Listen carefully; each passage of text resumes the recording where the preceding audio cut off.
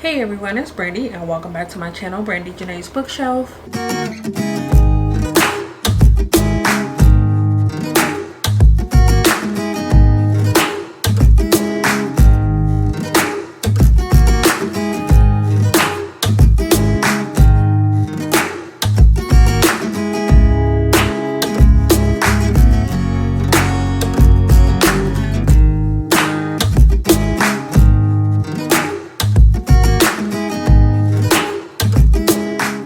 So before I even get into the actual video, I did just want to address a few things.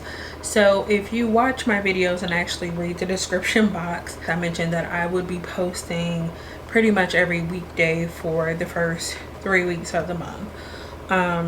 And if you've been keeping up, you might have noticed I haven't actually been doing that. So I've been lazy and haven't been doing my editing ahead of time like I was planning on doing. A lot of them I was trying to edit them like the night that they were going up or the day that they were going up, and when it got to the longer videos it just didn't happen. And then on Thursday, when I had my previous off day, I was actually starting to edit my mid-month wrap up for December because I was already kind of behind on videos anyway. And when I was doing that, for whatever reason, I think it was because I didn't actually prep for that video as much as I normally would. I was just not happy with my mid-month wrap up when I started editing it. And then I know for sure that by the time I finished my December wrap up, I wasn't really happy with that either because I didn't prep for it. And I was trying to talk about 32 books, and not prepping and talking about 32 books in one video, it was just ridiculously long. So I've actually decided that I'm going to scrap both the December mid-month and final wrap-up that I have already filmed, and I'm going to redo it. All of that said, the purpose of this video, as you can see from the title of this video, is to go over the books that I read during the first half of January. So I have 12 books that I'm going to be going over as far as things that I have finished, and then after that I'm actually going to talk about a couple books that I'm currently in the middle of. So if you haven't seen any of my previous mid-month wrap-ups, I know that I haven't done one for the last 2 months.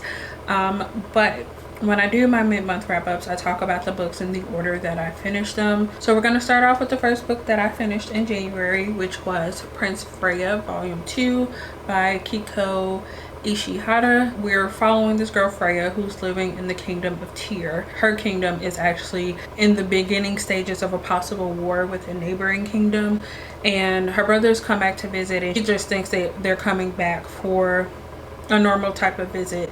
And after they're on their way back, she hears some soldiers from the neighboring kingdom talking about how they're going to go after one of the guys. So she's trying to go find them to give them the information that she overheard.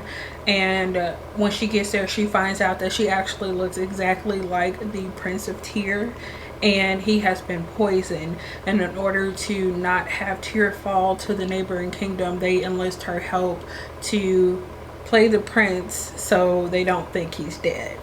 And in doing that, she gets obviously wrapped up in the politics of a brewing war between the two kingdoms.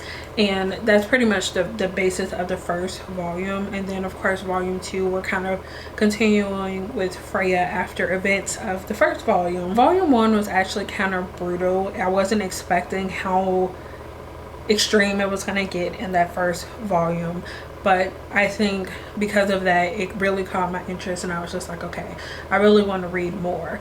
And it helped because in the first volume I wasn't like super interested in Freya because she was this really frail character who's always crying about any little thing, and she just was basically a very weak character. But being put in this role where she has to pretend to be this prince, and in this volume we're seeing how she has to, or she's trying to use that to help out people that she knows personally, and then how she then has to go on to use the role to actually help the kingdom and help the people who are looking up to her as the prince. I think this volume really helped me become more interested in Freya and see her potential as the series continues on.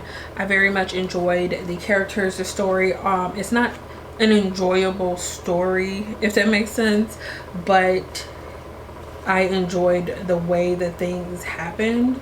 And I will say, you know how people say they get really emotional with books and things like that? I've never had like a super strong emotion with a book, or gotten so mad at something where like I had a reaction with this. Like, I've cried at books, I've been upset, but this is the first time after finishing this volume, the first time I've ever thrown a book as soon as I finished reading it. Like I said, volume 1 was pretty brutal, and we go into volume 2 and it's just like things keep happening, and it's just like, okay, this author can't put us through that much. And then she does it again, and I was just like I was upset. And like I said, I actually threw the book when I was done, and I was just like, I don't have time for the madness. So yeah, I ended up giving this one 5 out of 5 stars. Very good story, very good commitment to what was set up in the first book, so I appreciated that. But I would just say, if you're going to pick this series up, be wary, because this had me very emotional, like I said. Moving on, the next thing that I finished was Vision in Silver by Ian Bishop, and this is the 3rd book in the other series. I'm not really going to get too much into this one because it is a reread, and I'm pretty sure that I've talked about this one multiple times, and I will be going back over it in the December wrap up, which is to come. Just a little bit about the series if you don't know anything about it.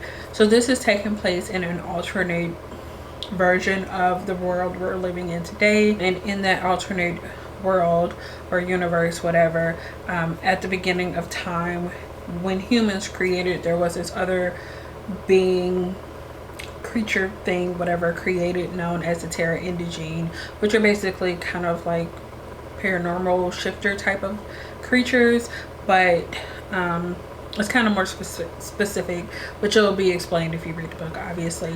But they were both created at the same time at different points in the world, and of course, as the world continued on and humans expanded across different parts of the world, they ended up interacting. And the story starts off when a blood prophet actually escapes from the facility that she has been held at and being used for profit, and she makes her way to the lakeside courtyard, which is run by this guy, or Terra Indigene, known as Simon Wolfguard, and pretty much the events that start taking place after this blood prophet escapes and finds her way to this courtyard.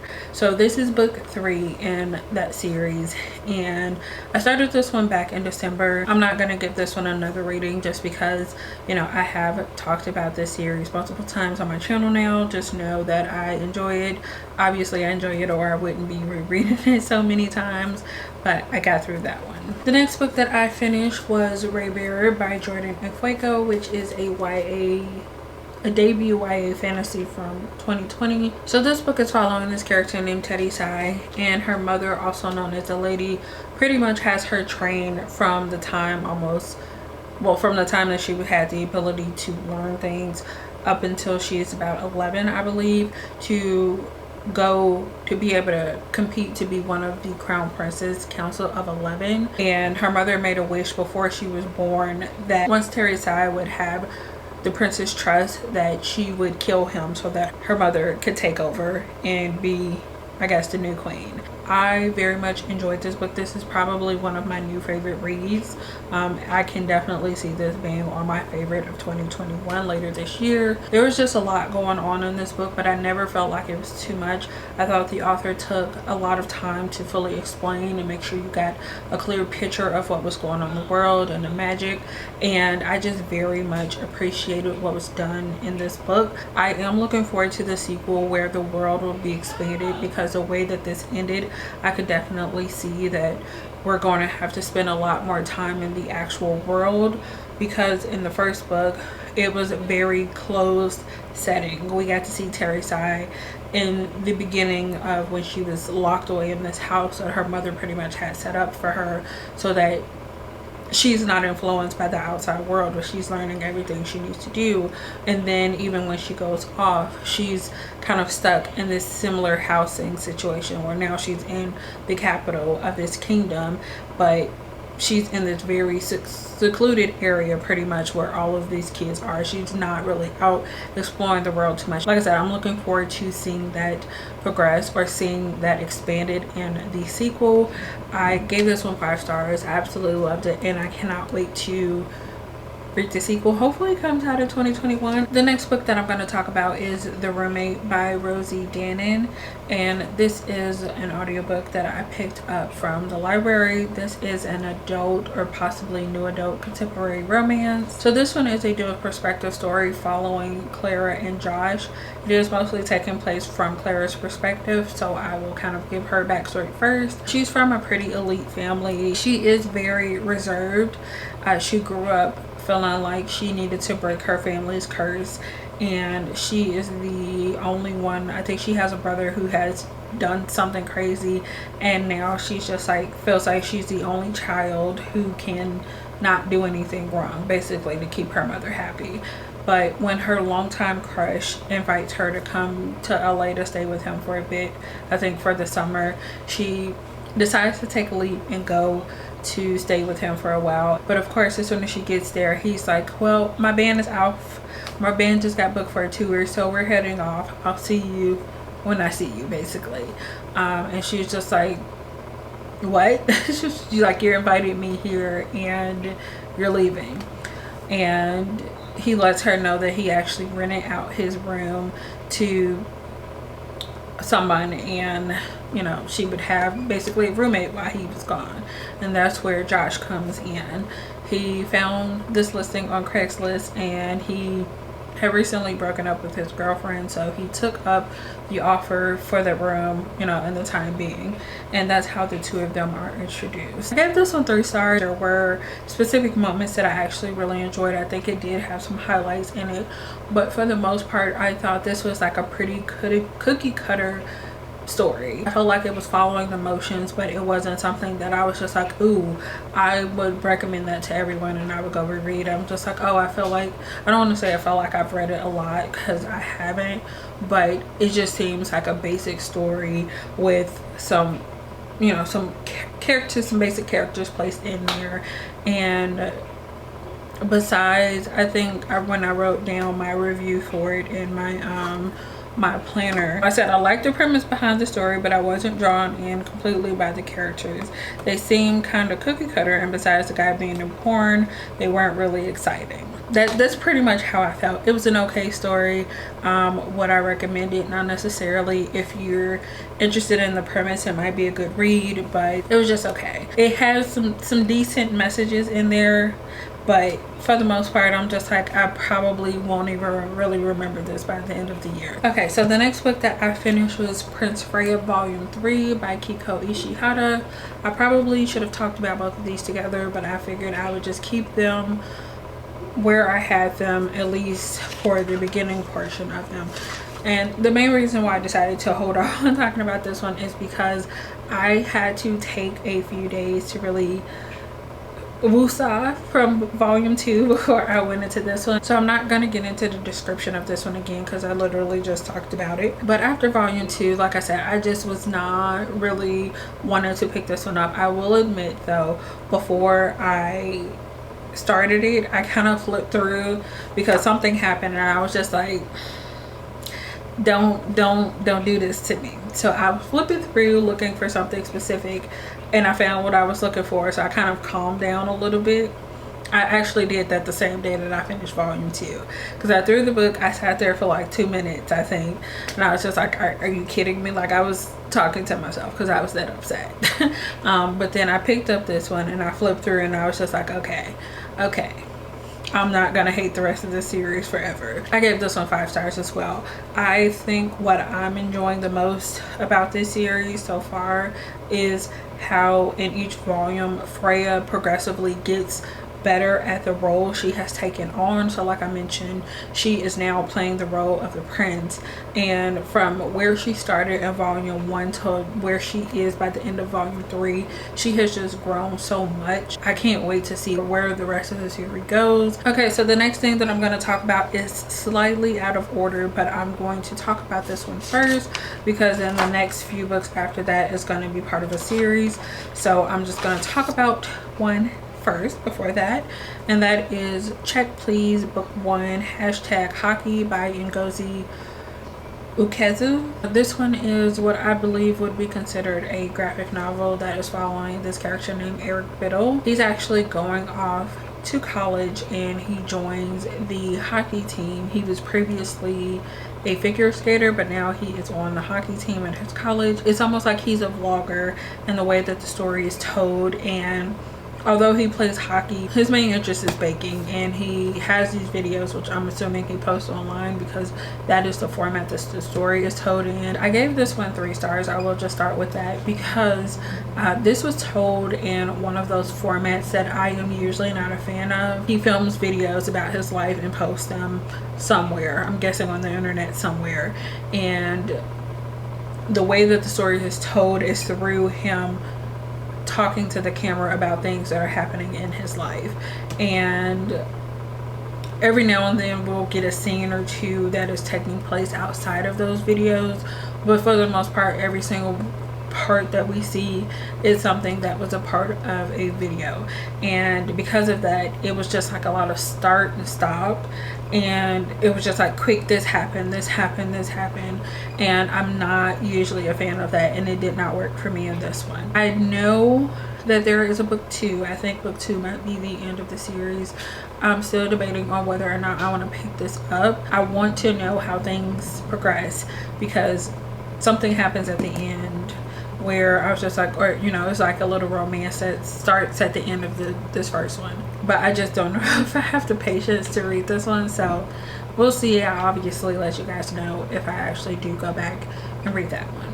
So the next 5 books that I'm going to talk about are all part of a series, and these were all rereads for me, and that is all of the books in the Lux series by Jennifer O. Armentrout. So that is including Obsidian, Onyx, Opal, Origin, and Opposition. This is a series that is following Katie. Her and her mother end up moving to a remote town in Virginia after her father has passed away from cancer, and Katie ends up becoming friends with one of her next door neighbors, Dee, and through being friends with Dee, she ends up also kind of having a tentative friendship, sort of like acquaintanceship really, with her brother Damon. Eventually she ends up finding out that the two of them are actually aliens, and she ends up getting intertwined in with their world, and things happen from there basically. Like I said, I'm not really going to get too much into this. Just know that it's a lot of aliens. I enjoy it. I enjoyed enough to reread it. I'm not sure why. I just suddenly got this urge to reread the first book, and then from there I'm like, okay, we're gonna read the next one, and then I ended up listening to the entire series. So as far as ratings this time around, I gave Obsidian 4 stars, I gave Onyx 3 stars, Opal 4 stars, Origin 4 stars, and Opposition 4 stars as well. And then the final book that I have to talk about, or the final book I should say that I finished during the first half of the month, was After the Rain by Nydia Okorafor. This is a comic adaptation of a short story that was previously in an anthology, and I got an early copy of this one from NetGalley. But this one is following this character named Chioma, and she goes to Nigeria, I believe, to go visit some family that she has there. When she gets there, it's actually raining really bad, I think for like 3 days or something like that, which is very unnatural or not normal for the area that she's going to visit. She comes across this boy when she's like at the door, and he touches her, and when that happens, she starts experiencing all of these weird feelings that, you know, it's not normal. You know what?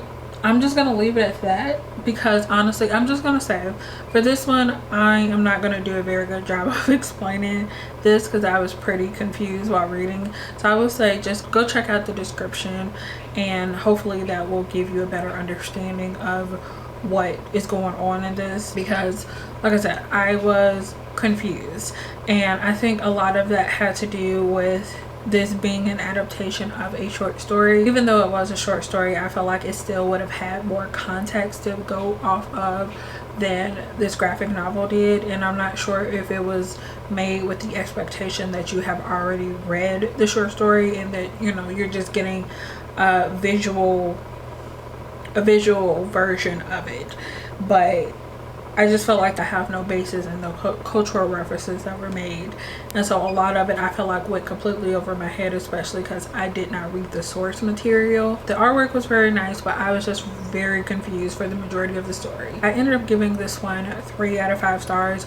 Like I said, I like the artwork. I think from what I understood, it was an enjoyable story, but there was just so much of it that I was so lost on that I couldn't give it a higher rating. That was the last thing that I finished during the first half of the month. So like I said, 12 things finished, which is very good. Not everything, or really not majority of what I was hoping to get through, because if you've seen my TBR, you know, I had a whole list, and I think off of that list I finished like 2 things. I would actually have to go back and watch what books I actually talked about in my TBR video, but as of the list that I wrote down for myself at the beginning of the month, I have only finished 1 thing off of this list. As far as my deck of TBR prompts, I pulled out 6 cards, and I have only completed 2 of the challenges. I technically finished 3, but I figured something that I normally don't do, and since this video wasn't that long, or it shouldn't be that long, I would go over some of the books that I'm currently reading, or 2 of the books that I'm currently reading, because I'm only in the middle of 2 at the moment. So the first one that I have is The Girl Who Drank the Moon by Kelly Barnhill. The other book that I'm currently reading is To Sleep in a Sea of Stars by Christopher Paolini. I should be able to finish both of these before the week is over. So those are all the books that I read during the first half of January, and the ones that I'm currently in the middle of. Let me know down in the comments what you've read so far this month. If you like this video, give it a thumbs up, and if you would like to see more from me, make sure you subscribe. Thank you guys so much for watching, and I'll see you again in the next one. Bye.